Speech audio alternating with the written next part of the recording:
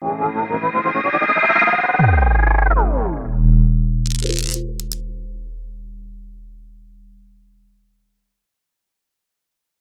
you very much. So I am joined by Wong, journalist and founder of Seed Club, Gunnar Jaerv, COO of First Digital Trust, and Bradley Miles, CEO of Roll.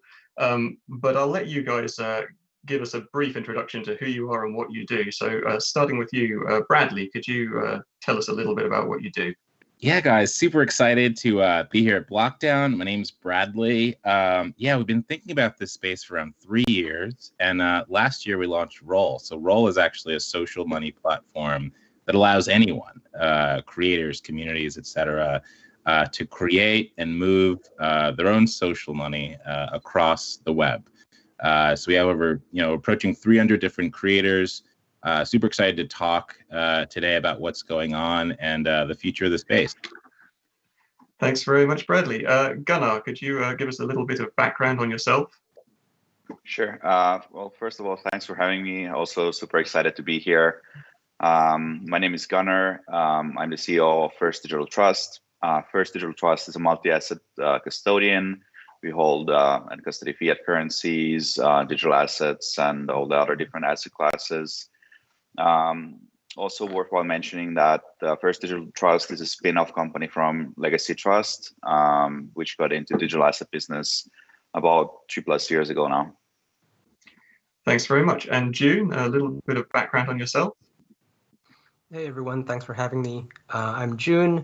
I'm probably best known as a journalist in the space. I started covering the space back in 2013 as an early staff writer at CoinDesk. I then started the Consensus Conference back in 2015, and until recently was still working on scaling out that conference when I rejoined them. I'm a bit of a Johnny-come-lately to the personal or social token space compared to people like Bradley. I issued my first personal token earlier this year after a panel discussion just like this one, actually, when I got really interested in it. And since then, I've been doing a bunch of work around it. I run a regular meetup for personal token issuers called Personal Tokens. And we're really trying to figure out, the future of community-owned tokenized events, media products, and other things of that nature. I help out at Seed Club, so I'm not the founder, but I'm one of the people who were early in helping out there. And Seed Club is a incubator for personal token issuers to help them plug into templates that will make issuing a token a lot easier.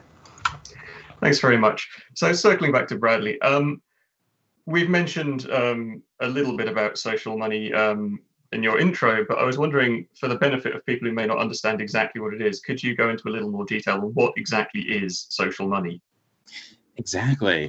So we define social money really as this idea of allowing your community to have its own value system that's completely independent of platforms. You could imagine this whole premise of a fan base sort of becoming decentralized. Let's take something like Taylor Swift's fan base. And that fan base themselves has really developed their own sense of culture and even a name for themselves, right? So they identify, with themselves as, calling themselves Swifties, right? They even have their own language and inside jokes. And, their sort of size is immense. There's millions of Swifties across the web.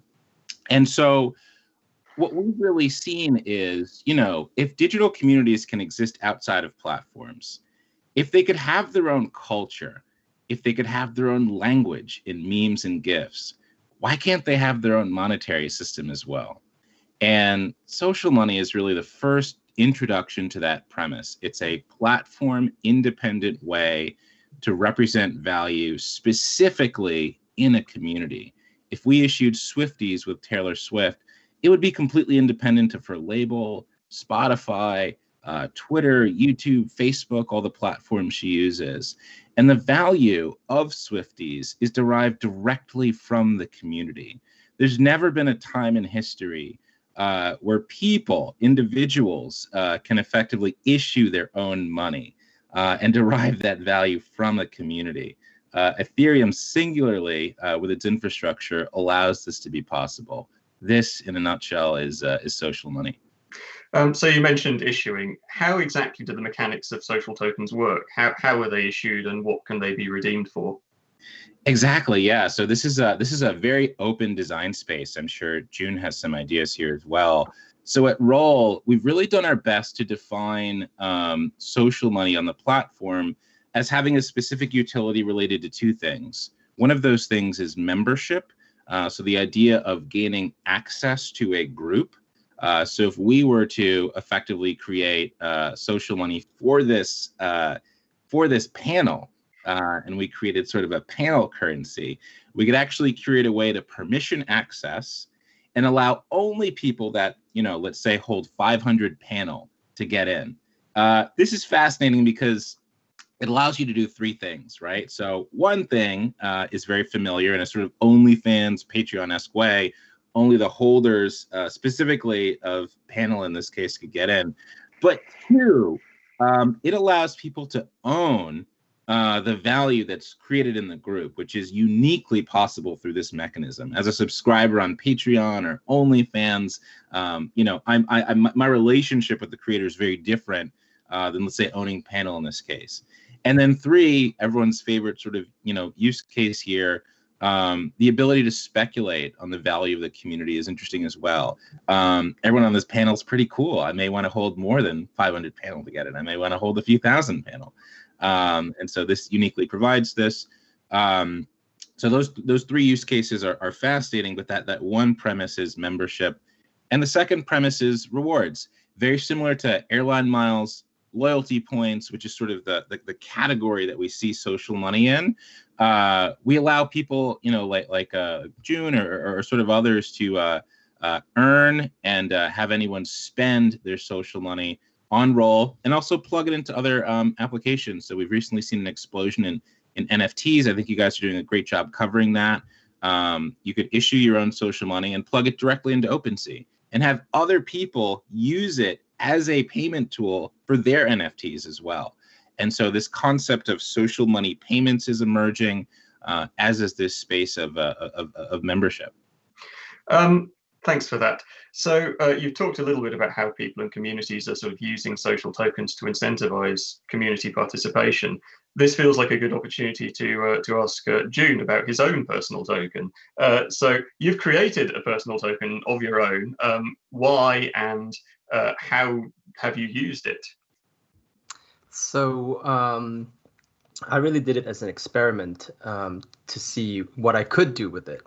And Bradley very kindly helped me issue it on through his platform, which is Roll. And so, I have the same sort of emission schedule as other people who have had their tokens issued on Roll, which is a 10 million total supply, and then a certain amount is emitted over the course of a number of years. So I really wanted to experiment with it because I really like this idea of, we talk about the passion economy these days, and this notion that, creators can own their work as well as the social ties that they create with their fans or with their sort of community. And the secondary effect of that is not only can creators own the ties with their fans, but fans can also own their ties with other fans, right? Because that peer-to-peer aspect of the community is a thing that is very valuable as well. And you see this in current sort of global phenomena like the K-pop group BTS, which has a very, very powerful global community that coordinate themselves, a lot of it online, across geographical barriers and time zones. And that has led to BTS being both a huge cultural phenomenon as well as a financial one, right? So their label recently went public on the South Korean markets, and they were 1,000 times oversubscribed from institutional investors, right? Because the BTS fan base, and they call themselves ARMY, is just so valuable. You're never going to find that kind of retention and stickiness in terms of sort of people who consume and also produce the culture that's associated with BTS. So that's a long way of saying, I think there's a lot to explore here, and the reason why I got a token was I wanted to sort of get into that. And one of the ways I started to use it was, you had to buy my Joon token in order to stake it at my personal tokens meetup, which I host on Kickback. So Kickback is a platform that requires users to stake some tokens, and then if you attend, you get your stake back. If you end up being a no-show, then your stake is distributed to the people who did attend. So there's some kind of profit incentive for people to basically attend. So yeah, that was one experiment that I've been running. So you mentioned the personal tokens meetup. That's obviously a meetup that's specifically about social money. So I was wondering if you could talk me through some of the maybe issues or questions that have been raised about social money at the meetup. Yeah, absolutely. I started it as a way for me to sort of puzzle out some of the strategic and tactical issues around having your own money. I thought it was a strange sensation to have my own token with sort of like my Twitter avatar was linked to it, right? It was a sort of disorienting sensation. And then things got really weird when I decided to start a Uniswap pool for it, right? So I started a Joon ETH pool. And within seconds of the pool, I saw there were transactions. There were people actually buying my token. Well, people might be overstating it. I'm sure they were just Uniswap bots, right? But there were transactions. I was just like, what is going on? This is crazy. Why would anyone buy this token? I haven't even told anyone this pool exists, And so really, the idea was to puzzle through some of these issues with other issuers. And one thing that comes up is this idea of, well, isn't it weird to be in a world where, every creator has their own token? Like that, like why bother with that when you can just use, the US dollar or Ether or something else? And I think it's important to recognize that, a world with a great plurality of social monies is more common than not. If we look at the history of money, right? We only ended up with sort of hegemonic forms of money like the pound sterling or the US dollar relatively recently. So lots of, if you look at, for example, the sociological or anthropological literature, lots of communities had their own forms of money, and money served as a sort of a snapshot of social bonds and social trust. And that's why people transacted with each other in particular forms of money that were local to them. So this idea isn't as strange as it might sound. In fact, it's more common to have, local forms of money and specific forms of money than one overarching money, which we have, through an accident of history, become used to. That's very interesting. And speaking of issues that are sort of raised by the emergence of social money and all of these many different currencies, the current regulatory environment isn't really necessarily set up to deal with this. So when we did a feature on social tokens recently, we spoke to a partner at a law firm who mentioned that social tokens could be considered speculative investments. They could attract civil and even criminal penalties for issuers. I suppose this seems like a good place for Gunnar to jump in. What's your view on this issue of the regulation around social tokens? Well, I think there's a very simple sort of a test for that. I'm sure like everybody that's watching already knows about how it tests, but it all boils down to whether there's an expectation of profit. So like in any case, if you're issuing a token or promoting a token and you're making it look like that there's an expectation to the profit, whoever is purchasing or subscribing to it, it could very well be a security. And, most likely it actually would be a security. The flip side of that is that I think regulators right now are too busy, working on busting other bigger projects and bigger scams. And they tend not to go after these sort of, I would say, like social experiments in this sense. I think in the long run, if some of these projects get huge and, they might see an element of abuse there, there is a reality that, regulators could step in. But I think it's not that big of an impact to the end user or the token holder. If you look at the recent cases, you will see that most often they will actually target the promoters or the issuers. So there's definitely a risk for that. But in other cases where the tokens have like a utility, a very clear utility, it grants an access, or before we were talking about air miles and things like that, where it sort of functions within a system, and there is no direct expectation of profit, or you don't know that it's going to generate you X% ROI per year. I think it very well could be a utility. So it's definitely a fine line. I think I see this whole area as along with DeFi as a huge experiment, and I think it's something that the issuers need to think about. And it's better to think about early on than later on, because sometimes once you go down the path, it's very hard to fix it later on. We've seen that with some of the other token projects, and you cannot unwind time essentially. So it's always good to have this at the back of your heads. It's always good to talk to external parties like lawyers, advisors that might, if you're planning to issue, let's say, something, they might be able to point you in a right direction. You don't need to have like a 10-person legal team, but it's always good to have outside advice and second advice. Thanks. Bradley, you're obviously running a social token firm. I was wondering what your thoughts on this issue of regulation are, and how you see it evolving to fit the social token space. Yeah, so just piggybacking on Gunnar there. Yeah, so we basically identify three primitives of utility, or three pillars of utility, if you will. So one is the ability to earn.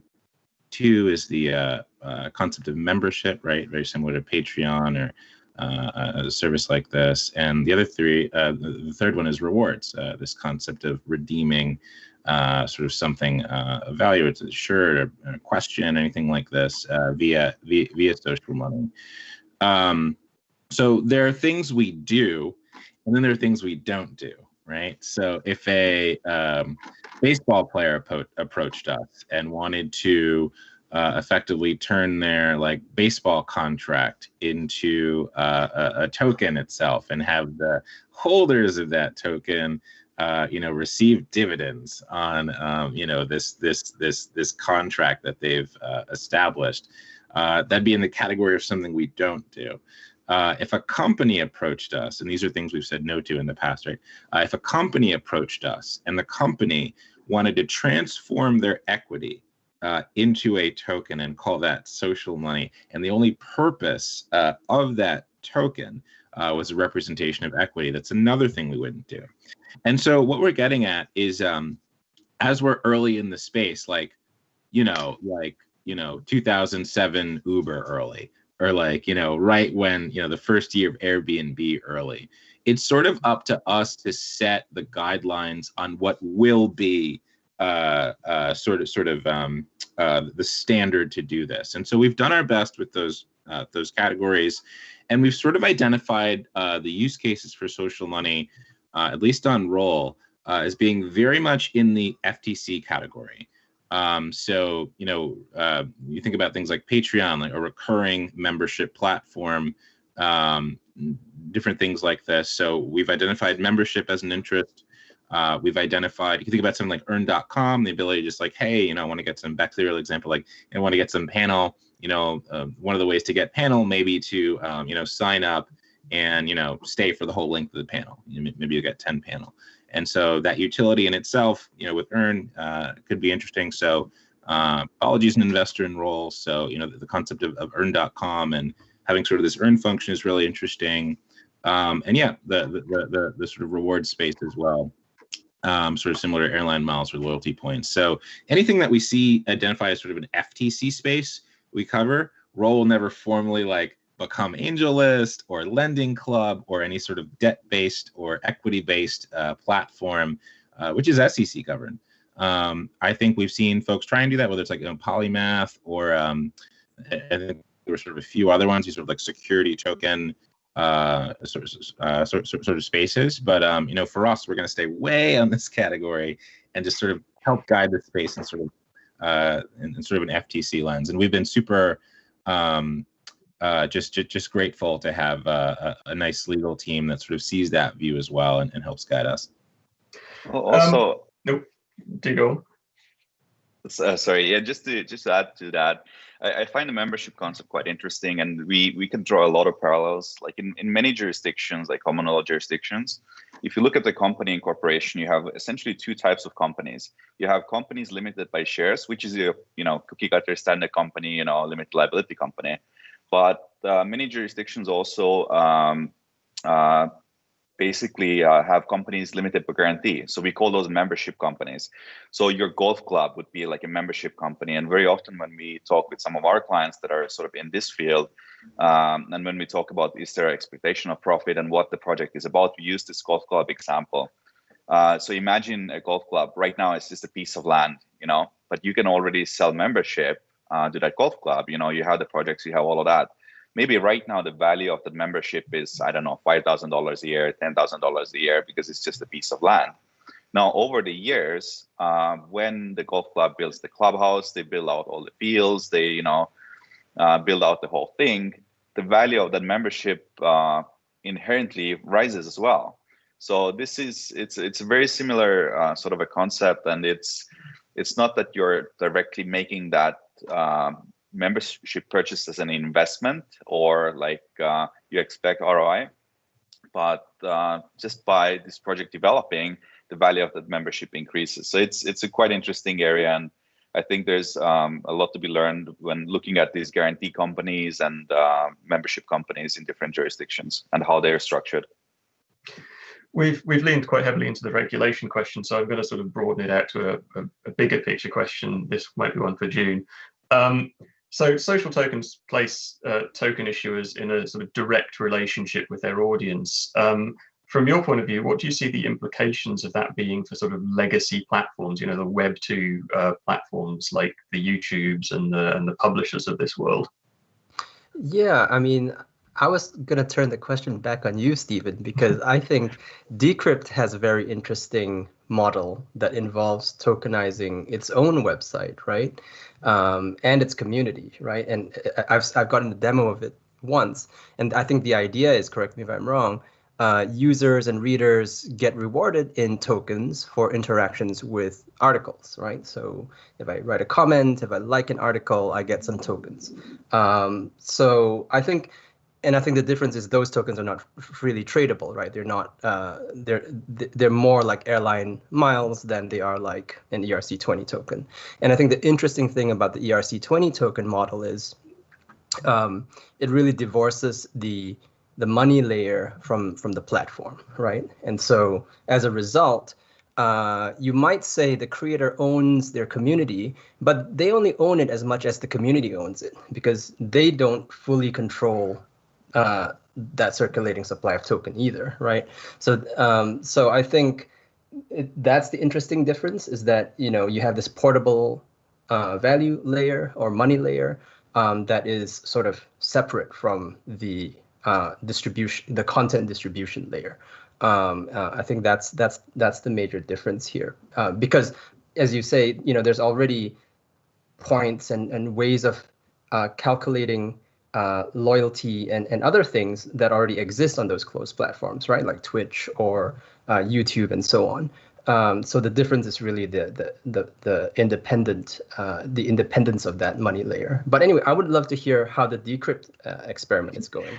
Thank you very much for that plug for the Decrypt app. Yeah, the Decrypt app, as you say, takes an interesting approach to tokenization, whereby you essentially earn tokens for, as you say, interacting with articles, for liking, for sharing, for commenting, but even based on like read time on an article, and that those can then be redeemed for either in-app features or down the line things like vouchers or such like. From our point of view, it's interesting as a way of shaking up advertising primarily, I think, or from my point of view, I find that the most interesting aspect, because I think the Web 2 advertising model is fairly fundamentally broken, serving intrusive ads. We're seeing Web 3 platforms like Brave trying to tackle this, and our tokenization model is along those lines. The tokens are sponsored by, so we have seasons of tokens that are sponsored by individual advertisers, and that's an interesting way for advertisers to get their message, get their product platform in front of readers while also incentivizing the readers to want to collect and to want to have that relationship with the brand. So as far as that experiment's going, I think it's in its very early stages. We're very excited by the prospects of it. I think you touched on a very interesting point that I'd like to just ping back to Bradley there, which was you talked about the difference between community and personal tokens, and I think Bradley mentioned that sort of 300 tokens have been launched on Roll, and I'd be interested to hear about the sort of patterns that you've identified in terms of who's launching strictly personal tokens, who's launching tokens that are tied in with a community brand, such as, for example, we could name this panel token rather than Stephen token, for instance. I'd be interested in hearing what differentiates a community token from a social token and why people are choosing to make that choice. Yeah, I'll give a few analogies about how we see this developing, but in terms of sort of a thesis-driven approach, we would generally say that the value comes from the community. If we did create panel token, or even Stephen token in this case, your online presence and maybe your offline presence as well, it will sort of derive the value for that token regardless of what it's called. So 5-6 years from now, the Stephen token or panel token may have nothing to do with you. It may be governed by 3,000 people that use it in Bali to shop at a mall, and that may be the core use of like Stephen token. So we generally think, since we think in that terms, we're very excited about thematically what we've seen. I'm like as sort of a founder, one of the most interesting things is just the vantage point. I get to see 300 different communities kind of emerge in this new way, and it's just as sort of a former journalist as well, it's just a fascinating approach. So what we've generally seen is, like, I'd say for the first 50 or 70, it was very much like people coming in and issuing social money under their name. And there were a few different types of people that had a theme that was interesting. So the first two were a tattoo artist from Madrid named Skinny, and he's famous in Madrid for just, you can go there and get a huge skull tattoo on your arm or something, and he's just kind of a local legend there. He got into the NFT space, started minting NFTs, and instead of calling it Skinny or his name Jeff, he decided to call it Skull. And people freaked out because he had his own emoji. It was called Skull. He developed this concept called Skull Nation, which was like 4 skull holders. And people got very excited. Another sort of early leader there was another artist, Connie Digital, who does bright Warhol-style pop colors. And he decided to call his social money Hue, which was really interesting. And they've developed memes. To be a human is to hold a certain amount of hue. And these inside jokes develop, like we talked about, that we think really drive the economy. And now what we're seeing, creator 200, 250, 280, is people are really excited about this idea of naming it after themes in their communities. So I'm going to give a few examples. So I think one of the most famous examples on Roll is a creator named Whale Shark. Whale Shark has kind of become the Rockefeller or Eli Broad of the NFT space, right? So as we're seeing things explode on Super Rare and Maker's Place and all these platforms, it is likely that Whale Shark probably owns some of their pieces. And so this idea of someone becoming a whale, of someone holding sort of something of value in this space, has sort of like been a theme of his social money, which is called Whale. Another one is Andrew Lee, who's an investor in the space and is very much into the idea of giving back and creating sort of positive sum communities. So he decided to call his social money, instead of Andrew, he decided to call it Karma. And so this whole community is based around giving back and interactions, and it's actually developed into somewhat of a pitch platform specifically on Telegram and Zoom. And this is the direction he's taken it in. And that course of direction, I think, would be very different if he called it Andrew versus Karma. So we're excited to see that. The most recent trend we're seeing, which is like weeks old, is people calling their social money after almost philosophies or principles that they have. So there's a Substack writer that is going to announce something called Thanks with Us.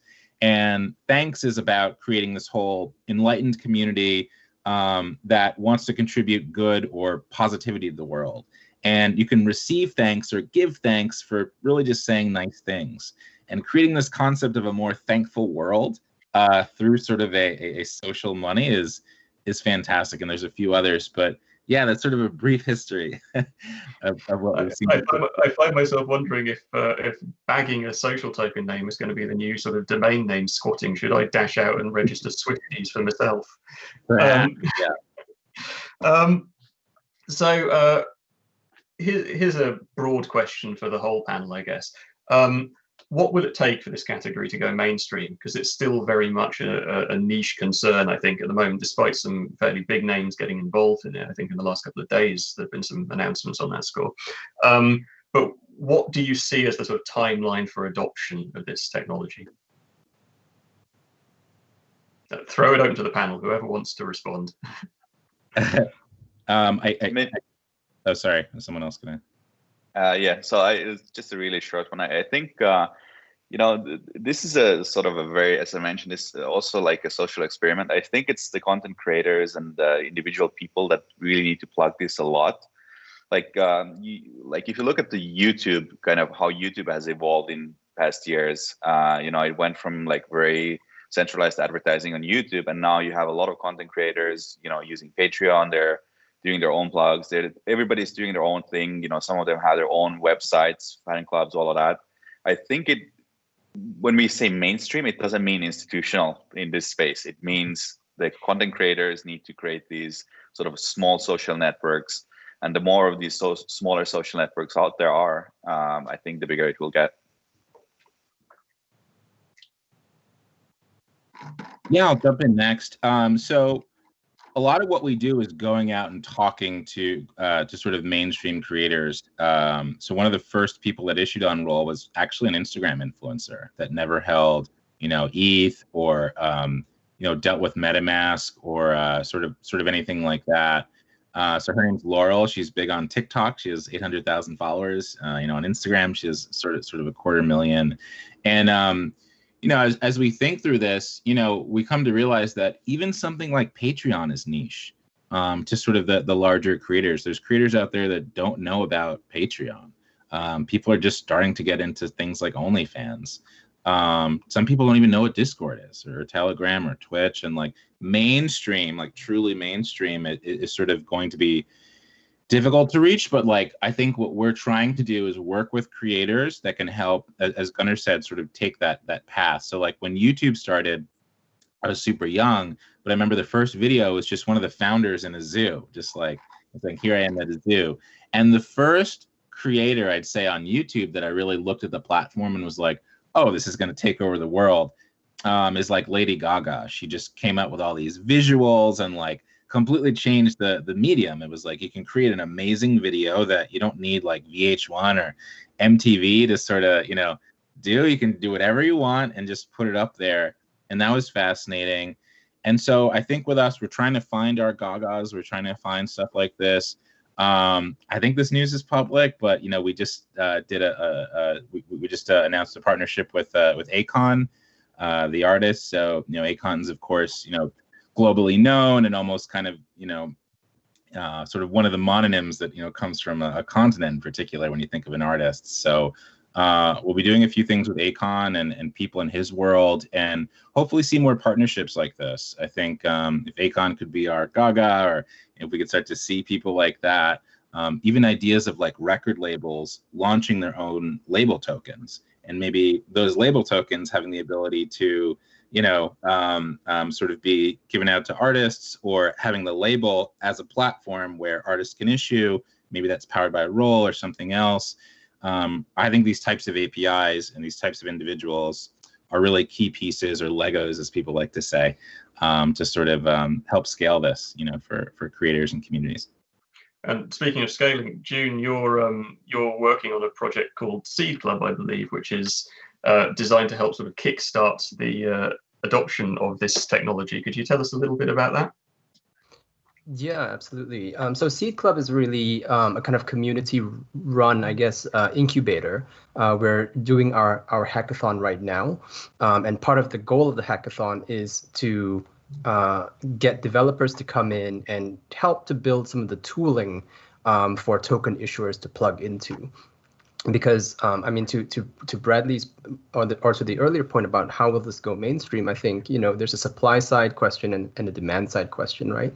So the demand side question is which are the big superstars, the big creators with huge fan bases who are going to really activate those fan bases around this token, and the supply side question is how will these creators be able to plug into these token economies and be able to, sort of operate their own monetary policy in a way that doesn't require a huge team of economists at a central bank to help them, right? And so Seed Club is really trying to solve, a lot of the supply side questions right now in terms of tooling, in terms of policy, in terms of how do you decentralize control of a token to a community. And then just back to the question of, and we've got some great judges as well, because we've seen that there's a big trend and movement around creators, media thinkers, and investors around this theme of owning your own community. So we have folks like Jesse Walden, who used to be at A16Z Crypto. He's a judge at the Seed Club Hackathon. Ian Lee from IDEO as well.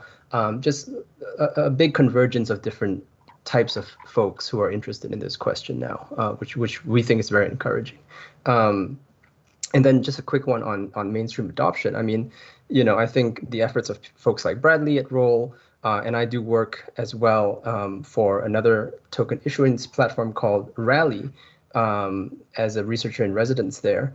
I think the efforts of these platforms reaching out to people with large fan bases, like Rally just announced a deal with the Japanese footballer Keisuke Honda, used to play for AC Milan. Those sorts of things will really push this technology into the mainstream. And then so the question then becomes, can we solve the supply side issues quickly enough?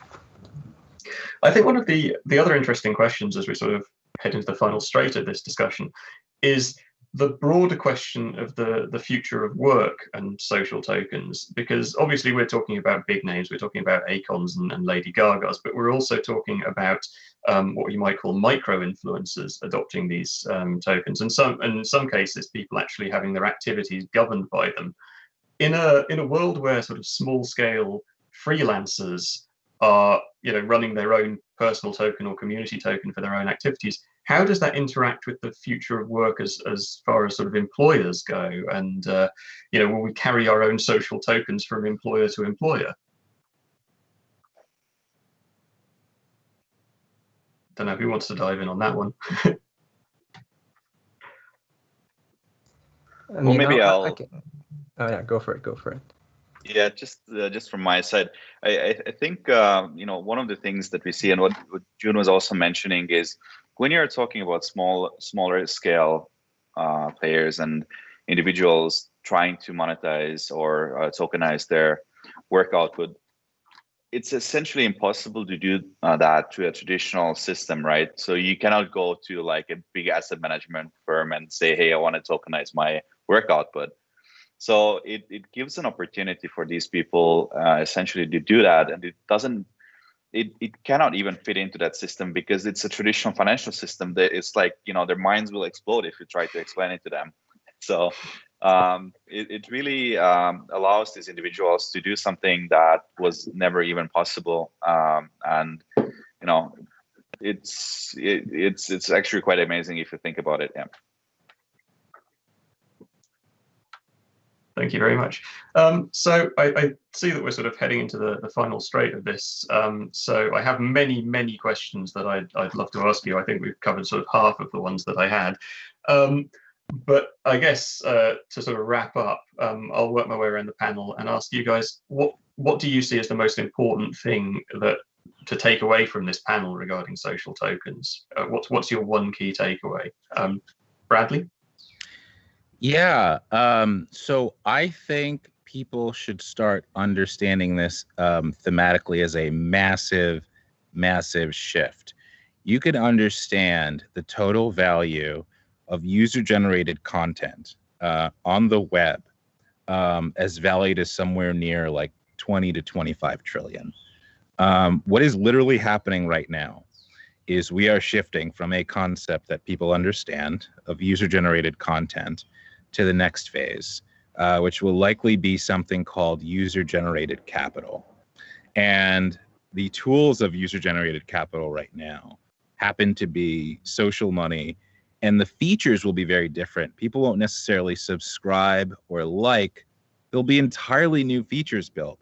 We may represent likes and happiness or being the GOAT or having something be fire as their own tokens. A lot of these tools and platforms will inevitably shift, but you'll see things like Roll and others sort of lead the category in this user-generated capital concept. So I think terms like this will become important, and people will see like what Joon's doing with personal tokens is like, it's just an entirely new way to engage in a community. It's a new form of, in many ways, it's sort of a new form of subscribing or sort of representing sort of membership in a community.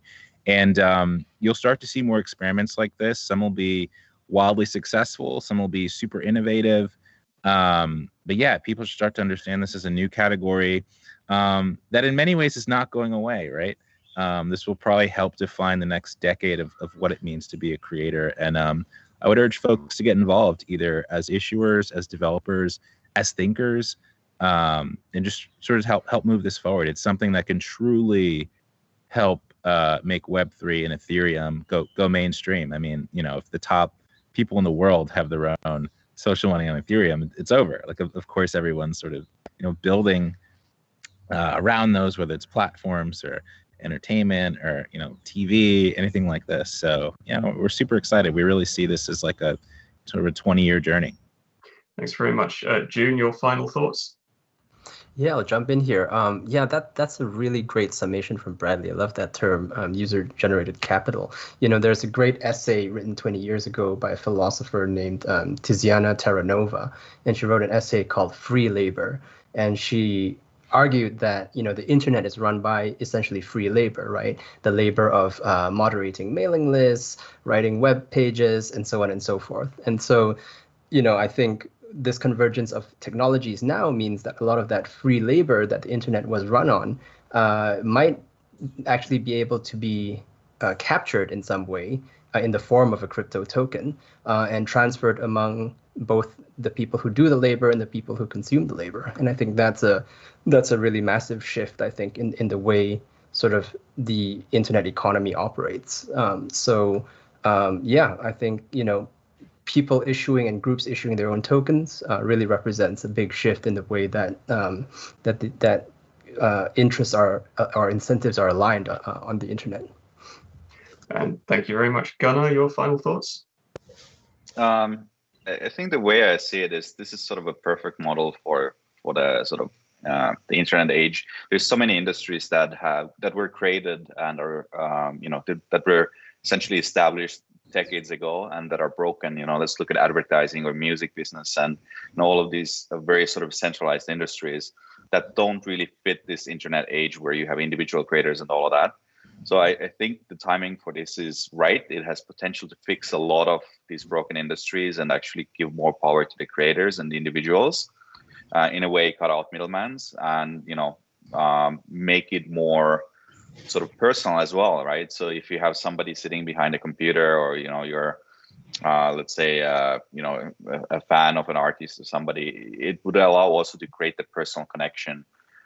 So I think it's worthwhile trying, whether you're trying to issue a token, social token, or whether you're just somebody that heard about this for the first time. Just give it a try. Buy that first single token. If nothing else, you will learn how this works, and maybe it will lead down like a very interesting path or journey. Thanks very much. Clearly, this is a fascinating subject. I could ask so many more questions, but I think we've run out the clock, unfortunately. I think this is going to be a hugely impactful space, and we're at a very nascent stage. So I encourage everyone to read up on this and maybe experiment with it, as Gunnar said. I'd just like to thank BlockDown for hosting us and my panelists for all their insights and their time. And I think that just about wraps things up.